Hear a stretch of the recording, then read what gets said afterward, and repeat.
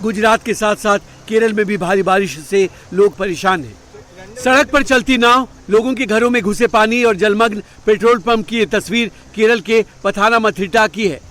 पथानामथिट्टा में बीते 2 दिनों में 330 मिलीमीटर से अधिक बारिश दर्ज की गई है, जिससे पंबा नदी उफान पर आ गई और कई इलाके जलमग्न हो गए।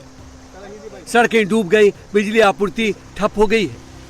ऐसे हालात में एनडीआरएफ की टीम लोकल पुलिस के साथ मिलकर बड़े पैमाने पर राहत बचाव अभियान चला रही है।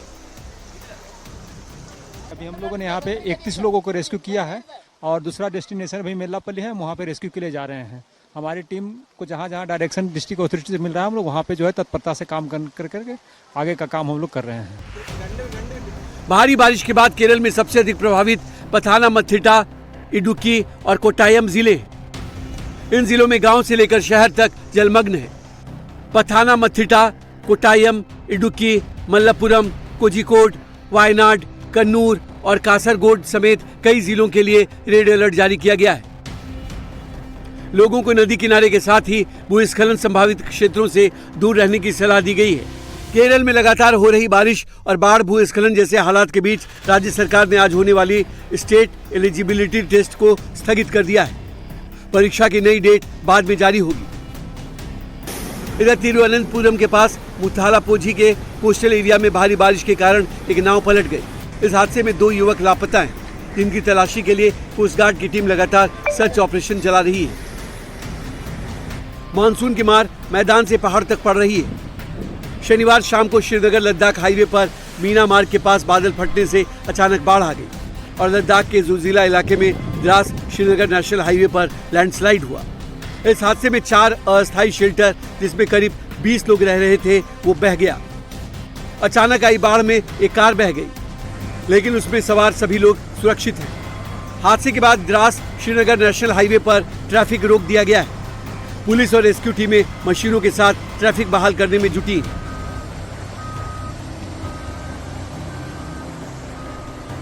शिमला में हो रही भारी बारिश के कारण बड़े बड़े पेड़ उखड़ रहे हैं। शनिवार को हुई बारिश के बाद ओक ओवर इलाके में 2 देवदार के पेड़ गिर गए, जिससे वहां का रास्ता कुछ समय के लिए बंद हो गया। गनीमत रही कि इस हादसे के वक्त कोई राहगीर मौजूद नहीं था, जिससे बड़ा हादसा टल गया। बड़ी हैरानगी वाली भी थी बात। और इसमें इसके साथ साथ हम सूखे पेड़ या नीचे फॉरेस्ट के अधिकारी निकाल रहे थे, वहाँ आवाज सुन के वो भी ऊपर आए कि एकदम से क्या हुआ। और बिल्कुल स्वस्थ पेड़ थे, बिल्कुल इसके साथ का सूखा पेड़ और बिल्कुल सीधा खड़ा है। और मैंने इनको अधिकारियों को भी निर्देश दिए कि आप जो ड्राई पौधा है उसको भी, ड्राई पेड़ है उसको भी हटा दो। ओडिशा में आई भारी बारिश के बाद अब भी कई इलाकों में बाढ़ के हालात हैं। पुरी के सांसद संबित पात्रा ने स्थानीय प्रशासन के साथ बाढ़ प्रभावित इलाके का दौरा किया और बाढ़ राहत का जायजा लिया। राज्य सरकार को तुरंत हम इसकी सूचना भेज रहे हैं। माननीय मुख्यमंत्री जी खुद कंट्रोल रूम में बैठ के इन पूरे विषयों की जानकारी ले रहे हैं और जो भी हो सके, जिस प्रकार की सुविधा हो सके, चाहे खाना पीना का हो, चाहे वस्त्रों का हो, चाहे पॉलीथीन का हो, जो घर के ऊपर डालने के लिए होता है, इन सभी की व्यवस्था त्वरित गति के साथ माननीय मुख्यमंत्री जी कर रहे हैं। छत्तीसगढ़ के नारायणपुर में भारी बारिश के बाद आई बाढ़ में भारी क्षति हुई है। यहाँ के अबूझमाड़ इलाके में बाढ़ की चपेट में आकर 50 घर तबाह हो गए, तो 2 बच्ची की मौत हो गई। हालात का जायजा लेने पहुंचे वन मंत्री केदार कश्यप ने पीड़ितों का हाल जाना और राहत अभियान की समीक्षा की। साधन है, वो है, सड़कें हैं, पुल पुलिया हैं, वो भी क्षतिग्रस्त हुए। लगभग मैं देखा था लगभग 17 सड़कें इसमें क्षतिग्रस्त हुई हैं और कई पुल पुलिया इसमें क्षतिग्रस्त हुए हैं। आंगनबाड़ी हमारे क्षतिग्रस्त हुए हैं, स्कूल हमारे क्षतिग्रस्त हुए हैं, पीडीएस के हमारे दुकानें क्षतिग्रस्त हुए हैं। व्यक्तिगत तौर पे हमारे घरों का जो नुकसान हुआ है उसकी दृष्टि से लगातार हमारे जिला प्रशासन पूरे मुस्तैदी के साथ में काम कर रहा है। बारिश, बाढ़ और लैंडस्लाइड से गुजरात से लेकर कश्मीर तक हालात बिगड़ रहे हैं।